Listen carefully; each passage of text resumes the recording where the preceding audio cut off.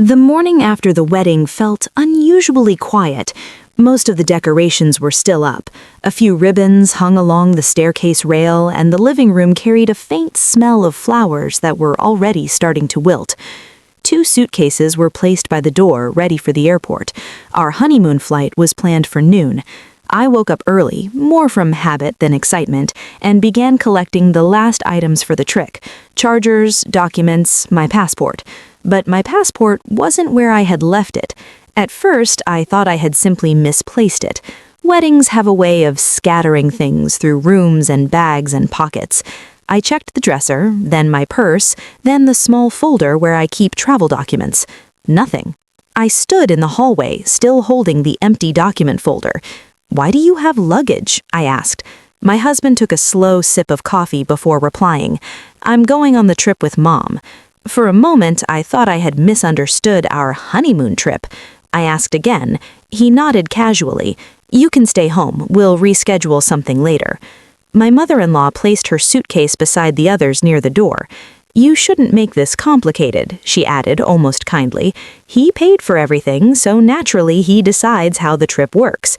There was a brief pause. Then she said it more clearly. "You must obey your husband in these matters."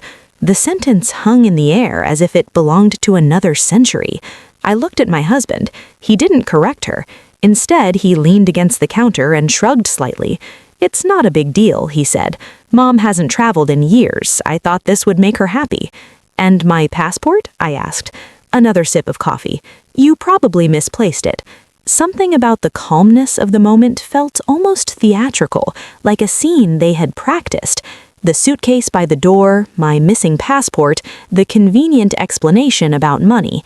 I felt the unease inside me slowly shift shape, and before I could stop it, I started laughing. Not loudly, just a soft laugh that kept slipping out no matter how much I tried to hold it back. My husband frowned. "What's funny?" My mother-in-law crossed her arms. "Yes, I'd like to know that too." In the kitchen, my husband was pouring coffee as if it were any normal morning. "Have you seen my passport?" I asked. He didn't turn around right away. "No idea," he said. I continued searching. The house wasn't big, and passports don't disappear easily. A slight unease began to form in my stomach. Then I heard the front door open. My mother-in-law walked in, dragging a rolling suitcase behind her. She seemed very comfortable, like someone arriving exactly where she expected to be. "Oh, good," she said. "You're both up." I leaned against the wall and wiped a tear from the corner of my eye. "I'm sorry," I said. "It's just the situation." Neither of them looked amused. "You're being dramatic," my husband said. "Maybe." My husband was watching me now. "What did you just do?" he asked. I ended the call. Then I looked at him. "The trip," I said softly, "was booked through my account." He blinked. "What?" "The flights, the resort package, the transfers, all under my corporate authorization." "That's impossible. I paid for it." "You told your family you did," I said. My mother-in-law frowned. "What is she talking about?" I raised my phone and showed the confirmation email. "Primary account holder, primary authorization." My husband stared at the screen. "They said the tickets can't be activated without my passport," I added, which conveniently seems to have disappeared. The room felt quieter than before. For the first time that morning, my husband didn't have a quick response. "So," I said, "if you and your mother would like to take that trip, you'll probably need to book your own." My mother-in-law looked sharply at him. "You said everything was handled." He didn't respond. I walked toward the front door and picked up my suitcase. "Where are you going?" he asked. I haven't decided yet. The truth was I hadn't. The honeymoon we planned might still happen, or it might not. What mattered was something simpler. For the first time since the wedding began, the story about obedience had quietly fallen apart. I walked to the table and picked up my phone. "Let me understand this properly," I said. "You're taking your mother on the honeymoon trip because you paid for everything." "That's right. And because of that, I should stay home?" My mother-in-law nodded approvingly. "Exactly." I laughed again, softer this time. "Okay," I said. "That helps." My husband watched me carefully now. "What are you doing?" "Just checking something."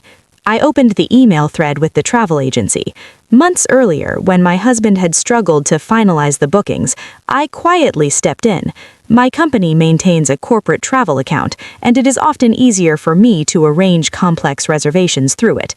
Flights, the resort, transportation packages, everything had gone through my corporate authorization.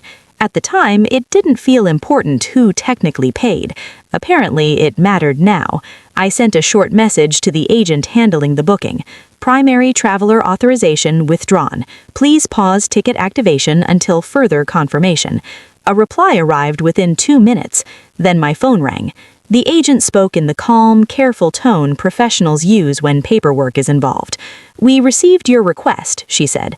"Just to confirm, without your passport verification and account authorization, the tickets can't be issued to other travelers." "That's correct," I said. And standing there with my suitcase in my hand, I realized something I hadn't let myself admit before. Control only works when the other person thinks they have none.